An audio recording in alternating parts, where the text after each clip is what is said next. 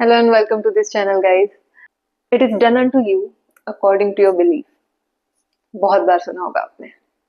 आपको उतनी ही सक्सेस मिलेगी जितना आप बिलीव करते हो। ये कहानी एक ऐसे बिजनेस वूमन की है जो पूरी तरह से बैंकरप्ट हो गई थी, जिसमें बहुत सारा लोन था, उसने हर फाइनेंस कंपनी से लोन ले रखा था, पर उसकी कंपनी बिल्कुल भी ठीक से काम कर नहीं रही थी। उसके सेल्स कम हो गए थे।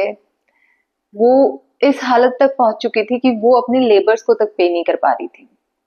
हर तरह से उसको वो फाइनेंसर्स के कॉल आ रहे थे, उसका ईएमआई मिस हो रहा था, उसका सिबिल खराब हो चुका था, वो पूरी तरह से टूट चुकी थी।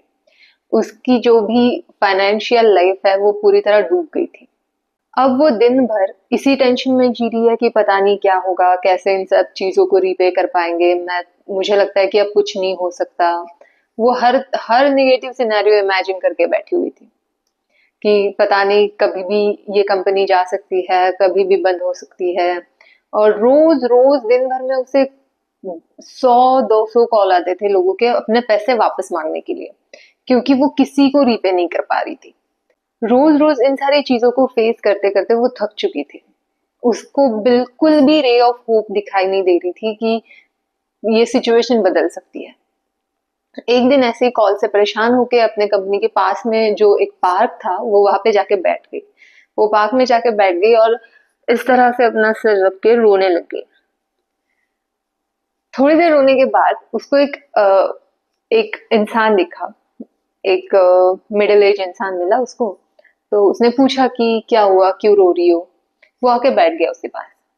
तो अब इसको लगा कि अब खोने के लिए तो कुछ बचा है नहीं, तो इसने सच सच बता दिया कि मेरे ऊपर इतना सारा कर्जा है, मैं लोगों के लोन नहीं दे पा रही हूँ। अब मुझे लग रहा है कि मुझे मेरी कंपनी बंद करके सब कुछ बेच बाच के सब छोड़ के चला जाना पड़ेगा, क्योंकि वो इस हालत में भी नहीं थी कि जो वहां पे काम कर रहे हैं उन वर्कर्स को भी वो पेमेंट कर पाए।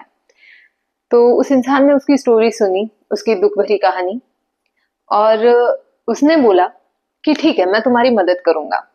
उसने उसको एक $10 million का चेक दिया साइन करके कि ये लो पैसे, तुम इस चेक को एनकैश करा लेना, और सीधा 1 साल बाद आज ही के दिन तुम मुझे इस पार्क में मिलना, और ये पैसे तुम मुझे तब रिटर्न करना विद इंटरेस्ट। तो ये खुश हो गई। उसको लगा कि जैसे भगवान ने किसी फरिश्ते को भेज दिया मेरी मदद करने के लिए। ये help directly from the heaven मिल रही थी उसे।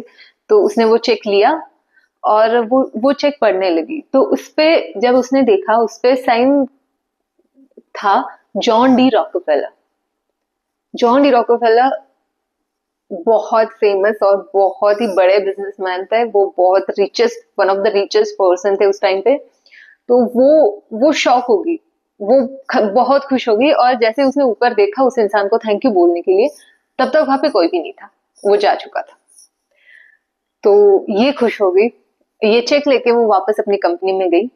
उसने अपने लॉकर में चेक रखा, और अब उसने सोचा कि अब तो मेरे पास बहुत सारे पैसे हैं, मतलब ये चेक कभी भी एनकैश करके मैं सारे लोन चुका के अपने वर्कर्स को पे करके अच्छे से बिजनेस रन कर पाऊंगी। इतने सारे पैसे तो उसके पास थे अब।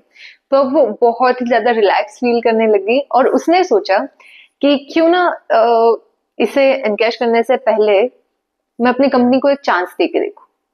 उसने सोचा कि मैं अपने बिजनेस को एक चांस देती हूँ, उसमें फिर से एफर्ट्स डालती हूँ नई एनर्जी के साथ। और अगर नहीं भी हुआ इस बार सक्सेस, तो हमारे पास तो पैसे है ही। तो इस विश्वास के साथ उसने फिर से काम करना शुरू किया। अपने वर्कर्स को उसने मोटिवेट किया, सबको एनकरेज किया। फिर से धीरे धीरे करके कंपनी का सेल बढ़ने लगा, वो लोन रीपे करने लगी। और इस तरह से जब उसने नया स्टार्ट किया, उसकी कंपनी ने डबल से भी ज्यादा प्रॉफिट किया। इस बार उसने बहुत सारे पैसे कमा लिए, और इस बार वो उस हाइट्स पे थी कि अब उस चेक को एनकैश करने की जरूरत ही नहीं थी।